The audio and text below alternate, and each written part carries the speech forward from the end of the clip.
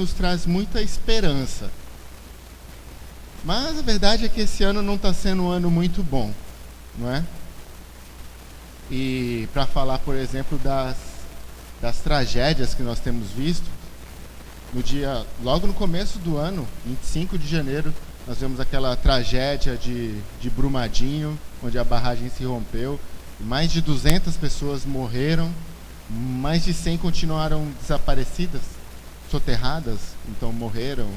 Então, provavelmente muito mais de 300 pessoas mortas. Depois, aqueles meninos morrem lá no centro de treinamento do Flamengo. Depois, o jornalista, que era muito querido de todos, Ricardo Boechat, morre num acidente de helicóptero. Eu tenho uma lista grande aqui. Eu digo que foi uma pesquisa bem deprimente de se fazer. Um avião na Etiópia cai, 157 pessoas morrem. Uma escola na Nigéria desaba e 20 crianças ou mais morrem. Um homem entra atirando em uma mesquita na Nova Zelândia e mais de 50 pessoas são assassinadas brutalmente. 2 jovens entram numa escola aqui perto de nós, em Suzano, e matam pelo menos 8 pessoas, além de se matarem também. Nas últimas 3 semanas, mais de 120 cristãos morreram na Nigéria. Isso, por algum motivo, não virou notícia em lugar nenhum, não sei porquê, mas mais de 120 cristãos foram perseguidos e mortos na Nigéria nas últimas 3 ou 4 semanas. Sem contar com os desastres naturais também. Enchentes no Rio, pelo menos 7, 8 pessoas morreram. Enchentes em São Bernardo, 12 pessoas morreram. E agora, a última, o ciclone que atingiu Moçambique. Quando eu terminei isso aqui, eram 600 pessoas mortas, mas provavelmente já são bem mais pessoas mortas. Além disso, nós temos uma série de crises políticas no mundo, na Venezuela, América Central. Então, a perspectiva em geral não é muito boa para o mundo. E, além disso, adicionando a isso, nós temos as nossas pequenas tragédias de cada dia. Todo dia uma família morre porque alguém foi assassinado em um assalto, ou alguém morre, ou tantas tragédias.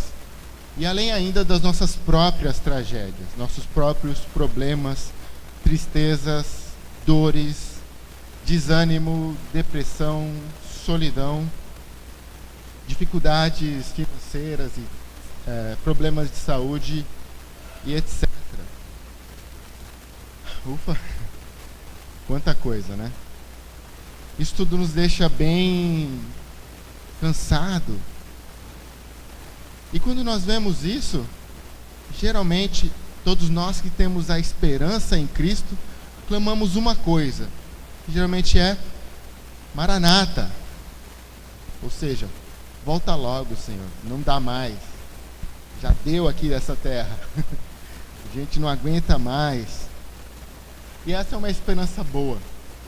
É sinal de que nós temos a esperança correta, que nós conhecemos Jesus como o nosso verdadeiro Salvador. Agora imagina você quem não tem essa esperança, o desespero e a desorientação que essas pessoas vivem. Então, é uma esperança boa. No fundo, nós sabemos que nossa pátria não é aqui. Nós estamos aqui como peregrinos de passagem por essa terra. E nós sabemos que nosso destino final é o céu. É o céu. E hoje em dia, o céu, tanto o céu como o inferno, são temas que não são muito falados, né, nos púlpitos da igreja de forma geral, né? E eu entendo o motivo disso. O motivo do céu não ser tão falado, ou o assunto do céu não ser tão popular, é porque as pessoas querem construir o reino aqui mesmo. Elas querem juntar tesouros aqui na terra. Sinal de bênção é ter tesouros na terra, segundo pensam alguns, principalmente os que pregam a teologia da prosperidade. Ser abençoado é ter coisas aqui, é ter um império, ou ter grandes riquezas aqui nessa terra. Então se prega muito mais sobre a terra do que sobre o céu, né? Ou até mesmo muito menos ainda do inferno. Então, mas o céu ele não é e não deve ser um assunto distante de nós. O céu ele não é um assunto como um conto de fadas ou algo que não é real. O céu é prático. O céu altera a nossa maneira de enxergar o mundo e a maneira que nós vivemos e nos relacionamos com as pessoas, com as coisas e com as situações aqui na Terra. Então é importante a gente sempre pensar e ponderar sobre o céu todos os dias. Eu lembro que logo quando eu me converti, um pouco tempo depois, eu ouvi o pastor comentando uma história de um homem que sempre pensava sobre o céu. E todos os dias de manhã, ele acordava antes de fazer qualquer coisa e no seu tempo de devocional ele ficava alguns minutos só pensando sobre o céu, imaginando como seria o céu, como seria encontrar Jesus, como seria viver eternamente, conhecendo e aprendendo sobre Deus. E ele fazia isso todos os dias. E isso com certeza mudou a vida desse homem. Mas por algum motivo a gente não tem esse pensamento. Às vezes a gente nem lembra do céu, eu não sei. Isso não passa pela nossa cabeça. Nossa perspectiva do céu, ela vai interferir diretamente na nossa perspectiva na terra. E não o contrário. Nós devemos enxergar as coisas da terra pela perspectiva de quem é do céu. E quanto mais nós desejamos o céu, menos vamos nos satisfazer com essa terra. Quanto mais nós desejamos o céu, menos vamos nos satisfazer com o que essa terra aqui pode oferecer. Eu encontrei uma imagem um tempo atrás, eu não tinha compartilhado. Eu botei até hoje no Facebook, eu compartilhei. Vamos ver se aparece. Não deu certo? Essa imagem aí, eu compartilhei hoje. O nome dessa pintura é O Primeiro Dia no Céu. E eu vi um tempo atrás e, como eu falei, nunca tinha compartilhado isso. Eu achei tão interessante, eu fico imaginando como vai ser o primeiro dia no céu. No piscar de olhos eu deixo essa vida miserável, essa terra desgraçada e encontro com Jesus. Eu não sei nem o que eu vou falar. Eu não sei nem o que dizer.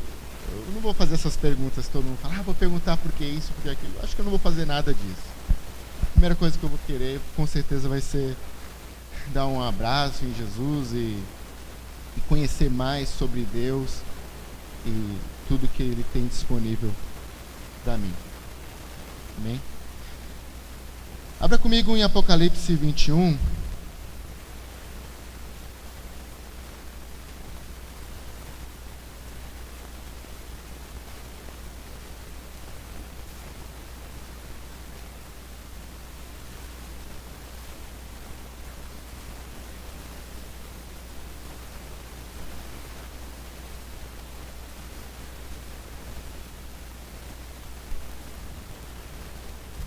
Apocalipse 21, do 1 ao 8. Diz assim: Então vi novos céus e nova terra, pois o primeiro céu e a primeira terra tinham passado e o mar já não existia. Vi a cidade santa, a nova Jerusalém que descia dos céus, da parte de Deus, preparada como uma noiva adornada para o seu marido. Ouvi uma forte voz que vinha do trono e dizia: agora o tabernáculo de Deus está com os homens, com os quais ele viverá. Eles serão seus povos, o próprio Deus estará com eles e será o seu Deus. Ele enxugará toda lágrima. Não haverá mais morte, nem tristeza, nem choro, nem dor, pois a antiga ordem já passou. Aquele que estava sentado no trono disse: estou fazendo nova todas as coisas. E acrescentou: escreva isso, pois essas palavras são verdadeiras e dignas de confiança. Disse-me ainda: está feito. Eu sou o Alfa e o Ômega, o princípio e o fim. A quem tiver sede darei de beber gratuitamente da fonte da água da vida. O vencedor herdará tudo isto, e eu serei seu Deus, e ele será meu filho. Mas os covardes, os incrédulos, os depravados, os assassinos, os que cometem imoralidade sexual, os que praticam feitiçaria, os idólatras e todos os mentirosos, o lugar deles será no fogo que arde com enxofre. Esta é a segunda morte. Então eu pretendo, de maneira ousada talvez, fazer uma exposição desse texto e falar um pouco sobre o céu e como nós devemos viver em vista disso. Tá? Então vamos a partir do versículo 1. Então vi um novo céu e nova terra, pois o primeiro céu e a primeira terra tinham passado e o mar já não existia. Aqui é a descrição da nova Jerusalém, do céu, por assim dizer, a partir do momento de toda a consumação. Ele diz que João tem essa visão e ele viu um novo céu e uma nova terra. Então nós vamos habitar em uma nova terra. Essa terra que nós vivemos, ela está totalmente corrompida, totalmente poluída em todos os sentidos, e ela está dominada pelo pecado. A terra, ela é o maior palco, o palco do pecado, vamos dizer assim. Então, nós vamos habitar em uma nova terra. E diz também um novo céu. Mas por que um novo céu? Inclusive no céu, atualmente, existe a presença do pecado. Ué, como assim? Bom, o primeiro pecado, na verdade, aconteceu no céu. Quando Lúcifer se rebela contra Deus, né, a inveja, o primeiro pecado ocorre no céu. Além disso, nós vemos em Jó, por exemplo, que ele tem acesso, o diabo ele tem acesso ao céu. E em Jó 15:15 diz: se nem os céus são puros aos teus olhos, ou seja, nem os próprios céus são totalmente puros para Deus. E em Apocalipse 12:10 diz que ele, Satanás, o acusador dos irmãos, acusa diante de Deus noite e dia. Então, inclusive, o céu tem a presença do pecado. Então vai ser criado um novo céu e uma nova terra, totalmente puro e com ausência total do pecado. Versículo 2: vi a cidade santa, a nova Jerusalém, que descia do céu, da parte de Deus, preparada como uma noiva adornada para o seu marido. A nova Jerusalém é algo incrível. Eu vou ler aí no capítulo 2 mesmo, no capítulo 21 mesmo. Olha comigo o versículo 15. Diz assim: o anjo que falava comigo tinha como medida uma vara feita de ouro, para medir a cidade, suas portas e seus muros. A cidade era quadrangular, de comprimento e largura iguais. Ele mediu a cidade com a vara. Tinha 2.200 quilômetros de comprimento. A largura e a altura eram iguais ao comprimento. Ele mediu o muro e deu 65 metros de espessura, segundo a medida humana que o anjo estava usando. Então imagina o tamanho dessa cidade. Isso é algo fora do comum de você pensar. Uma cidade de 2.200 quilômetros de comprimento, 2.200 quilômetros de largura, 2.200 quilômetros de altura. Para você pensar mais ou menos isso, 2.200 quilômetros, talvez daqui até Salvador, Bahia, né? 2.200 quilômetros, mais de 2.000 quilômetros com certeza. Então é uma cidade grande, né? É uma cidade bem grande. Isso quer dizer o quê? Uma coisa bem simples. Tem lugar para todos. Essa cidade está preparada, tem lugar para todos, para mim e para você. E ele disse que essa cidade é preparada como uma noiva adornada para o seu marido. Então, essa imagem é uma imagem bonita. Você imagina a noiva toda enfeitada, adornada para receber o seu marido. É uma ilustração boa. Então, essa é a Nova Jerusalém, a cidade na qual nós vamos habitar. Versículo 3. Ouvi uma forte voz que vinha do trono e dizia: agora o tabernáculo de Deus está com os homens, com os quais ele viverá. Eles serão seus povos, o próprio Deus estará com eles e será o seu Deus. Agora ele diz que o povo, que Deus estará com os homens. No início, esse era o propósito principal e primordial e primeiro de Deus. Era ter comunhão com o homem. Quando Deus criou Adão e Eva, ele caminhava pelo jardim com o homem. Ele tinha comunhão íntima como um amigo. Mas o homem pecou, se rebelou contra Deus e quebrou esse relacionamento.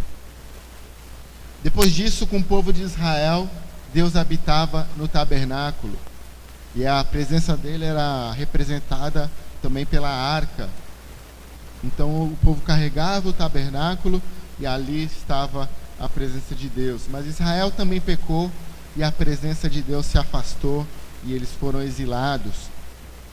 Até que Jesus veio na terra.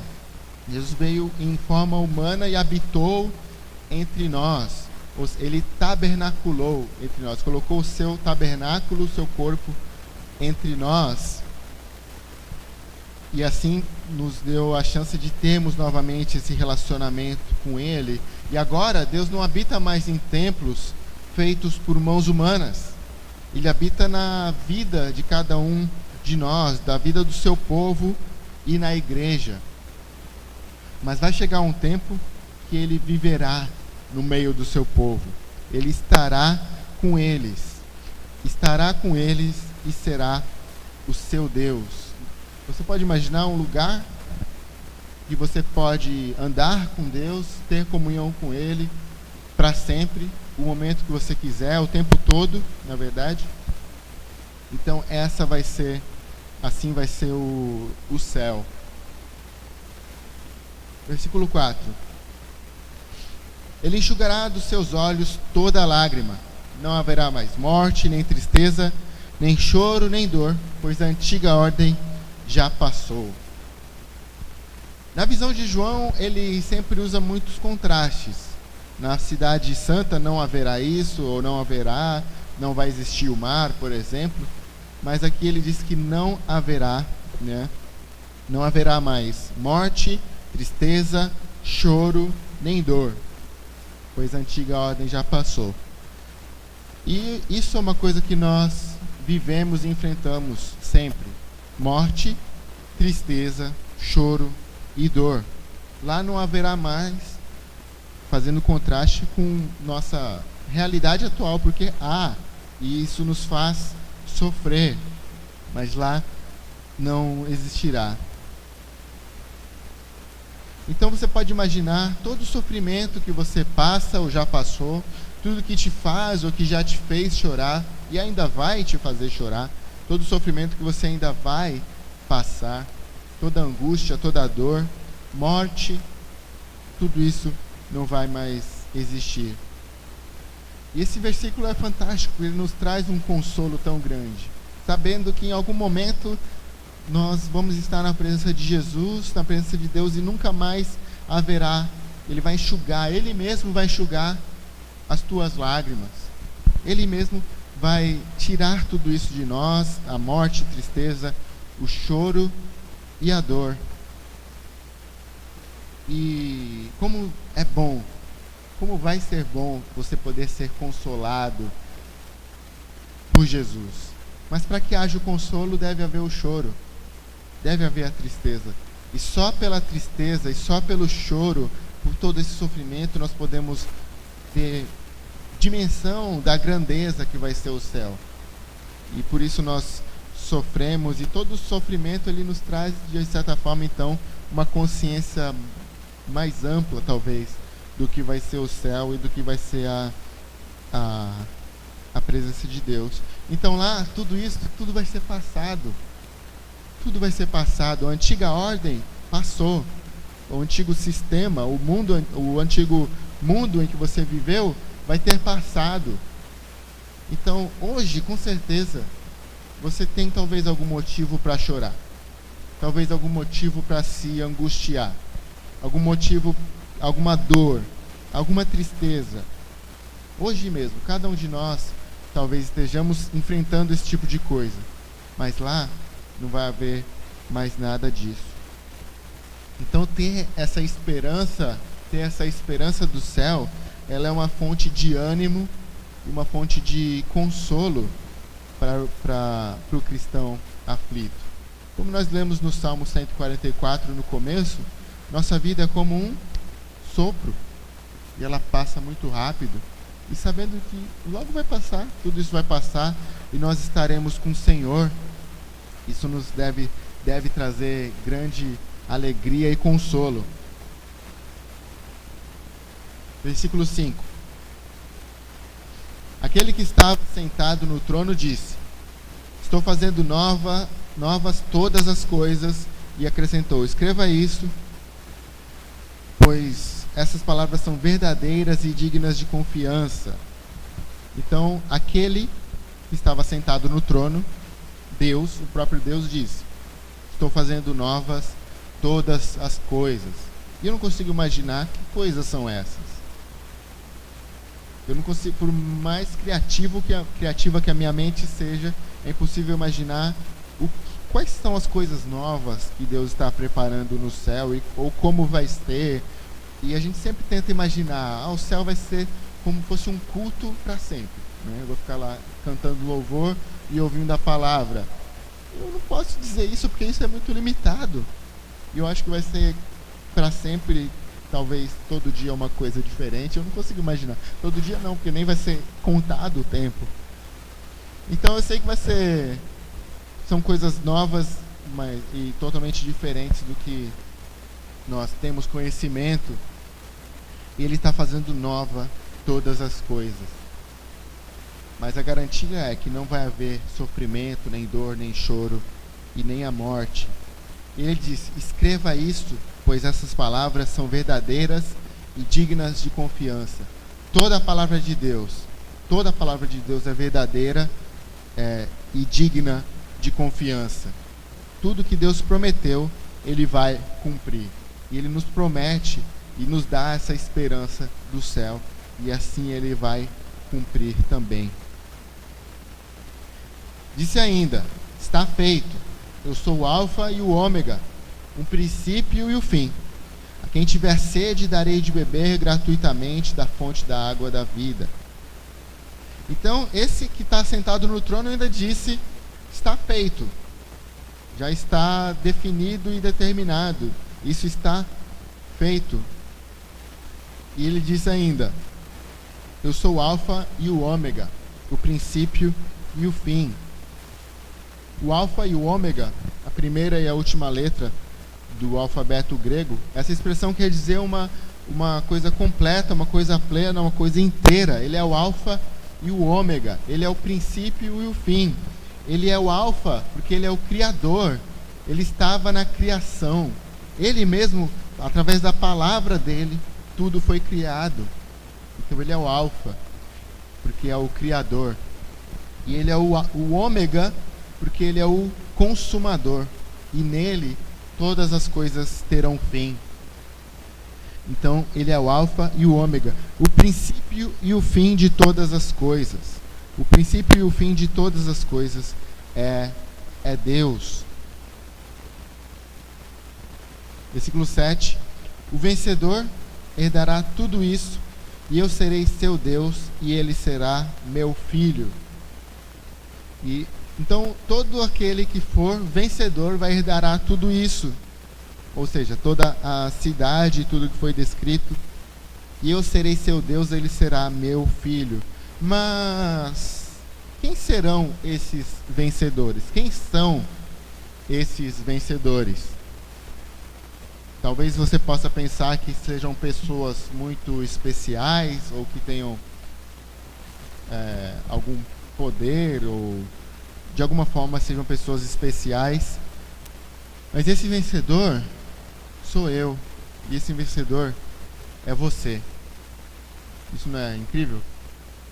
Todos nós fazemos parte desse grupo de vencedores. 1 João 5, 4 e 5, tem aí no slide? Tem. Diz assim: o que é nascido de Deus vence o mundo, e esta é a vitória que vence o mundo, a nossa fé. Quem é que vence o mundo, senão aquele que crê que Jesus é o Filho de Deus? Então, por que somos vencedores? Pela fé. A fé em Jesus é a nossa vitória. A nossa fé em Jesus é a nossa vitória. E quem é que vence o mundo? Quem é o vencedor? Somente aquele que crê que Jesus é o Filho de Deus. Somente. Mas ninguém é vencedor. Muitas pessoas podem achar-se vencedores na vida ou de qualquer outra forma. Para Deus, os vencedores são esses, os que creem que Jesus é o Filho de Deus. E diz ainda no versículo 7, serei seu Deus e ele será meu filho. Esse vencedor, ou seja, você, eu, chegando no céu, ele diz, agora eu serei seu Deus e ele será meu filho. Irmãos, a maior recompensa do céu é Deus. Não existe maior recompensa do que o próprio Deus, do que o próprio conhecimento de Deus. E muitas vezes a gente tenta imaginar e acha que o céu vai ser algo como assim, vai ser legal porque eu vou ter uma casa maior do que a minha, uma casa com ar-condicionado, ou não sei. A gente tenta parametrizar o céu pelas coisas que nós conhecemos na terra e pelas coisas que nós achamos boas. Então, para mim, bom é isso. Então, no céu tem que ser 2 vezes isso. Mas não é assim. Nada se compara com o próprio Deus. O próprio Deus vai ser a nossa recompensa. E conhecê-lo, ter um relacionamento com ele para sempre. E conhecer cada vez mais. Eu fico imaginando você sendo ensinado e conhecendo mais sobre Deus. Eu amo conhecer Deus, conhecer a palavra, eu amo estudar, mas eu imagino que isso tudo que você pode conhecer aqui não faz nenhuma fração de tudo que ele pode revelar no céu. Isso me encanta, me enche de esperança. Você vai conhecer Deus para sempre, sempre conhecendo, e como ele é infinito, toda a eternidade você pode continuar conhecendo e tendo relacionamento com ele. Às vezes as pessoas têm o desejo, vamos dizer assim, de ir para o céu, porque obviamente elas não querem ir para o inferno, né? É claro, ninguém quer ir para o inferno, então eu vou para o céu. Então elas escolhem ir para o céu porque elas têm medo do inferno. Não quero ir para o inferno, então eu vou para o céu. Como o céu fosse apenas um prêmio, ou uma recompensa, ou apenas uma fuga. O céu fosse apenas uma fuga do inferno. Mas o céu é o próprio Deus. A recompensa maior é o próprio Deus. É claro que fugir da ira de Deus é muito, muito bom também. Mas o próprio Deus e o relacionamento com Deus é a maior recompensa. E eu digo isso porque talvez as pessoas querem ir para o céu mas na terra elas querem viver a terra. Elas querem viver o reino da terra e não se importam com nada das coisas de Deus, não se importam com o reino de Deus, mas no fim elas querem ir para o céu, claro, né? Ninguém é bobo de querer ir para o inferno, né? No fim eu quero ir para o céu. Eu vou te falar, talvez para você, para esse tipo de pessoa, não tenha nada interessante no céu. Se a pessoa que não desfruta de um relacionamento com Deus aqui na terra, ela não vai achar o céu muito interessante. Ela não vai ter muito, talvez, prazer no céu e na presença de Deus.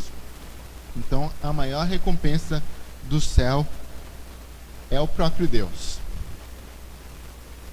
Versículo 8. Mas os covardes, os incrédulos, os depravados, os assassinos, os que cometem imoralidade sexual, os que praticam feitiçaria, os idólatras e todos os mentirosos, o lugar deles será no lago de fogo que arde com enxofre, que é a segunda morte. Então existe um porém, existe uma vírgula aí. Os covardes, incrédulos, depravados, assassinos e etc., esses não vão entrar.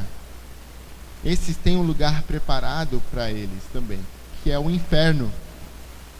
E é impossível você fugir dessa realidade.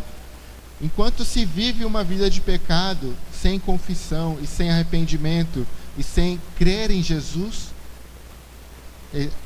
para essa pessoa existe um lugar preparado, que é o inferno. E como eu falei no começo, a gente não fala mais disso. De alguma forma as pessoas, não sei, talvez medo ou não sei qual o motivo, mas dificilmente você ouve nos púlpitos falar sobre a realidade do inferno também. E o inferno é real. E o mundo o mundo corre em direção, está correndo em direção do inferno. Esses covardes são aqueles que não tiveram coragem de assumir, de crer em Jesus, os incrédulos, os que não creram em Jesus, todos os que vivem essa prática e não têm fé em Jesus, eles vão para o inferno. E o lugar deles será então no lago de fogo que arde com enxofre. E eu não tenho nem ideia eu também não quero nem saber como vai ser esse lugar, mas eu tenho certeza que não é bom. E diz que é a segunda morte. Todo aquele que crê em Jesus, ele nasce 2 vezes e morre uma vez. Ele nasce seu nascimento natural, depois ele nasce de novo em Cristo e ele morre apenas uma vez. Ele morre no corpo, ele morre na carne. Seu corpo morre, sua alma não morre. Agora, todo aquele que não crê em Jesus, ele nasce uma vez e morre 2 vezes. Ele tem um nascimento natural e morre 2 vezes. Ele morre no corpo e sua alma morre, essa segunda morte. E é uma morte eterna, um sofrimento eterno. Então o céu é um lugar reservado. O céu é um lugar reservado somente para os salvos. Salvos pelas boas obras, pelo caráter ou por qualquer performance? Não. É um lugar preparado para os salvos pela graça e justificados pela fé em Jesus. Deus preparou um caminho para que todos nós pudéssemos fugir dessa ira de Deus e encontrar um lugar também no céu. Pela fé em Jesus nos tornamos filhos de Deus. Apenas isso. Pela fé em Jesus nós nos tornamos filhos de Deus. Tem uma frase que eu gosto, que é do C.S. Lewis, está aí também, olha lá. Diz que o Filho de Deus se tornou homem para que os homens pudessem se tornar filhos de Deus.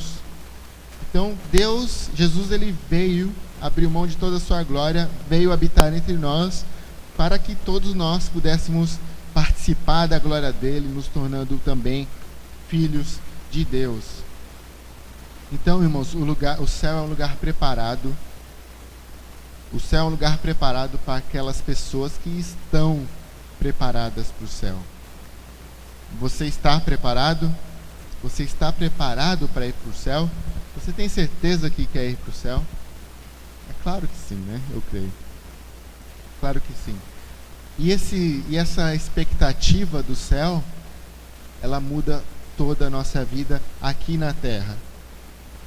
É possível nós vivemos o céu ainda aqui porque nós temos essa perspectiva. Eu quero relacionar agora uma segunda parte, alguns pontos que essa perspectiva do céu afetam a nossa vida aqui na terra. Primeiro, ela deve afetar também, uma das coisas que ela afeta é a nossa vida financeira. Você tem alguns versículos aí que você pode anotar. Eu vou ler Mateus 6, 19 e 21, diz assim: não acumulem para vocês tesouros na terra, onde a traça e a ferrugem destroem, e onde os ladrões arrombam e furtam. Mas acumulem para vocês tesouros nos céus, onde a traça e a ferrugem não destroem, e onde os ladrões não arrombam nem furtam. Pois onde estiver o seu tesouro, aí também estará o seu coração. Então, não acumule tesouro aqui. Acumule tesouros no céu. Você pode ter muitas riquezas e prosperidade aqui e ser pobre no céu. Eu tenho certeza que você prefere acumular tesouros no céu, ser rico junto com Deus. Então, nossa perspectiva de que tudo é aqui faz com que a gente queira apenas acumular tesouros aqui. A nossa perspectiva da eternidade é limitada, porque nós somos baseados no tempo, então nós não podemos imaginar o que é ser eterno. Mas a nossa vida aqui, no máximo, ela pode durar uns 90 anos, se você tiver sorte e tiver hábitos saudáveis também. Pelo jeito eu não chego lá, mas talvez você chegue 90 anos ou mais. Isso não se compara nem com uma fração da eternidade. E por mais tesouros que você junte aqui, nada vai mudar. Tudo vai ser queimado e consumido pelo fogo. Então, junte tesouros no céu. Seja rico junto com Deus. Outra coisa que a perspectiva da eternidade altera, ela altera a nossa mente.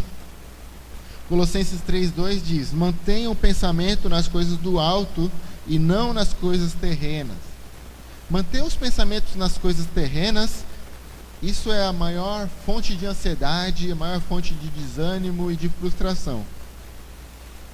Eu nunca vi ninguém ansioso ou frustrado por pensar no céu. Eu vejo as pessoas frustradas e ansiosas por pensarem na terra, por pensarem nas coisas que elas gostariam de ter, nas coisas que elas não conseguem alcançar aqui. Isso deixa todo mundo frustrado, chateado, inclusive cria depressão e tantas coisas. Então mantenham o pensamento nas coisas do alto. Tente fazer esse exercício e você vai ver uma grande diferença e vai ser bom inclusive para a sua saúde mental.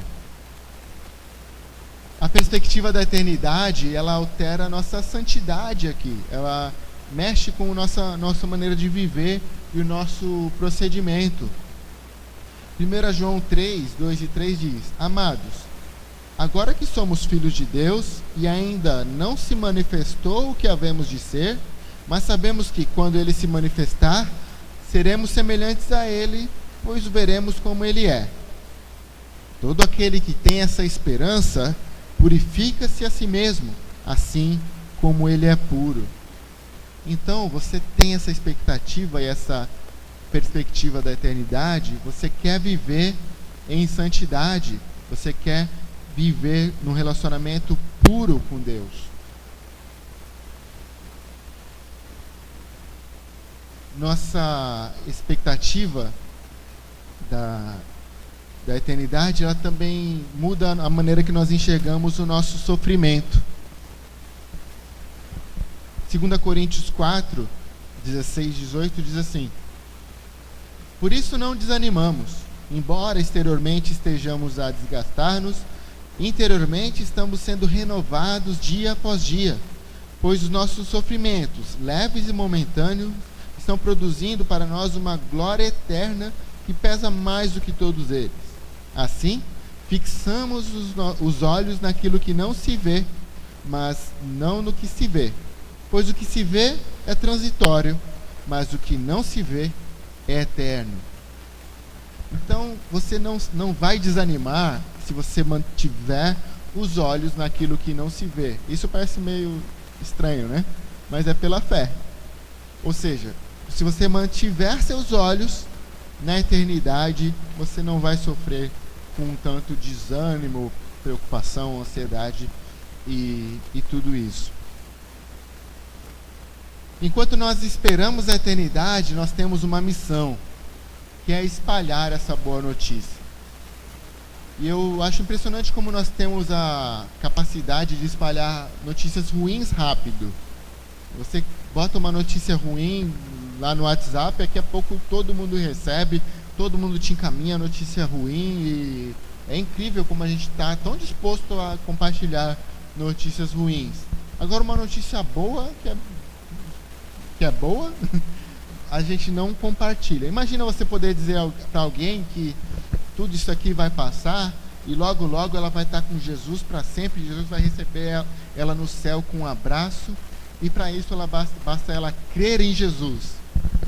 Isso é uma boa notícia ou não? Claro que é. Para uma pessoa que está aflita, sofrendo nessa vida, talvez seja tudo que essa pessoa precisa ouvir, irmãos. E eu digo o seguinte: para nós às vezes as coisas são tão óbvias, sabe? Igual quando a gente pensa sobre o céu e talvez, legal, eu vou para o céu mesmo. Mas para pessoas no mundo, às vezes elas precisam ouvir simplesmente que Jesus as ama. Tantas vezes você vai fazer um evangelismo e você fala para a pessoa: olha, Jesus te ama. Isso é muito clichê para nós, é tão comum a gente ouvir isso, mas para a pessoa é uma grande notícia. Enquanto nós esperamos a eternidade, nós devemos espalhar essa grande e boa notícia que é o Evangelho. Mateus 28, 19 e 20 diz: portanto, vão e façam discípulos em todas as nações, batizando-os em nome do Pai, do Filho e do Espírito Santo, ensinando-os a obedecer tudo o que ordenei a vocês. E eu estarei sempre com vocês até o fim dos tempos. Irmãos, nós não temos nada a perder nessa terra. Você viver para Deus, você não tem nada a perder, muito pelo contrário.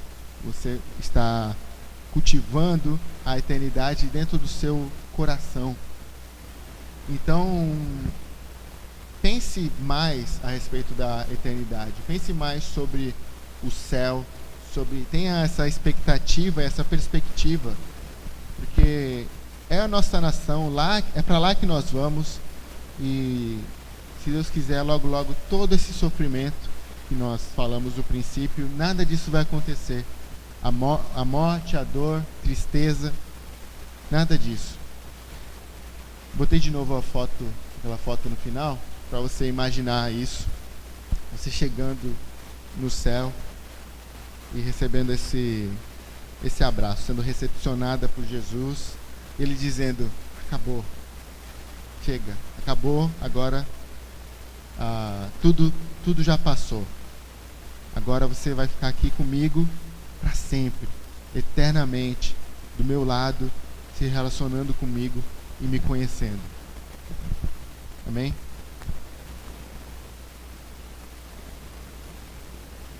Enquanto nós esperamos essa eternidade, nós também celebramos a ceia.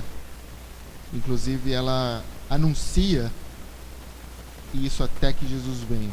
O último slide aí diz que em 1 Coríntios 11, 23 e 26 diz assim: pois recebi do Senhor o que também entreguei a vocês, que o Senhor Jesus, na noite que foi traído, tomou o pão e, tendo dado graças, partiu e disse: isso é o meu corpo, que é dado em favor de vocês. Façam isso em memória de mim. Da mesma forma, depois da ceia, ele tomou o cálice e disse: esse cálice é a nova aliança do meu sangue. Façam isso sempre que o beberem em memória de mim. Porque sempre que comerem desse pão e beberem desse cálice, vocês anunciam a morte do Senhor até que ele venha. Então nós anunciamos a morte do Senhor até que Ele venha, quando nós tomamos a ceia, quando nós celebramos a ceia. Isso é uma celebração. É uma celebração porque através do sacrifício de Jesus, nós podemos ter acesso a essa eternidade com Deus. E não seria de outra forma se não fosse assim, se não fosse por Ele, se não fosse por esse sacrifício, pela sua graça e bondade e intenção e espontânea vontade de se entregar por nós, nós não poderíamos entrar no céu. Não teria outra maneira. E quando nós tomamos a ceia, celebramos a ceia, celebramos esse corpo e esse sangue que nos dá acesso, que nos libera esse acesso para a presença de Deus e finalmente para o céu e a eternidade com Ele. Amém? Senhor Jesus, nós te agradecemos